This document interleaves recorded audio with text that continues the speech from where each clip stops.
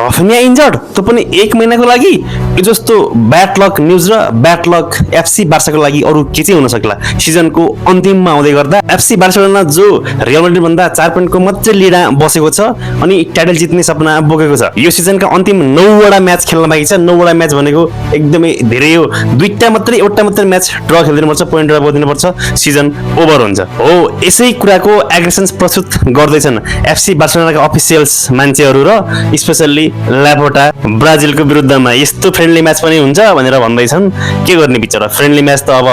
फिफाको window अनुसार खेलाउनै पर्यो के थाहा त प्लेयर नै इन्जर्ड हुन्छ भन्ने कुरा भइसक्यो राइट एमस्ट्रिङ भइसक्यो मसल्स इन्जर्ड भइसक्यो रफिनिया अनि रफिनियाको लागि मसल्स इन्जर्ड भनेको खतरा हो के एटलिस्ट 1 महिना त उसलाई थलामा बनाइन्छ थलामा राखिन्छ योभन्दा अगाडि नभएको होइन भएकै हो लास्ट टाइम लालिगाको एल क्लासिकोमा त्यही भएर नै अनि रियललाई अलिकति इजी भएको थियो जित्न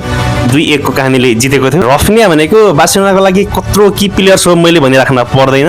लामिन यामाल र रफिनियाको कम्बिनेसन भयो भने त्यो टिमलाई सायदै कमै टिम छन् जो हराउन सक्छ अनि यदि रफिनिया स्क्वाडमा भएन टिममा भएन भने यति होपलेस हुन्छ केटाहरूको पर्फर्म नै 0 लेभलमा पुगिन्छ भनेर भन्दा नि हुन्छ कहिलेकाहीँ त्यस्तो अवस्थामा पुग्छ रफिनिया बिना र रफिनिया सहितको खेल बार्सिलोनाको कस्तो हुन्छ भनेर सो यदि रियलले सही तरिकाले खेल्यो भने यही मौका हो टाइटल आफ्नो कब्जामा पार्ने सो स्याड फर रफिनिया इन्जर्ड भएको होइन प्लेयर इन्जर्ड भयो हुँदैमा हामीले अब खुसियाली मनाउनुपर्छ भन्ने होइन तर एज अ राइभल फ्यान टाइटलको लागि चाहिँ अलिकति रफिनिया नभएको कारणले अलिकति खुसी चाहिँ हामी हुनैपर्छ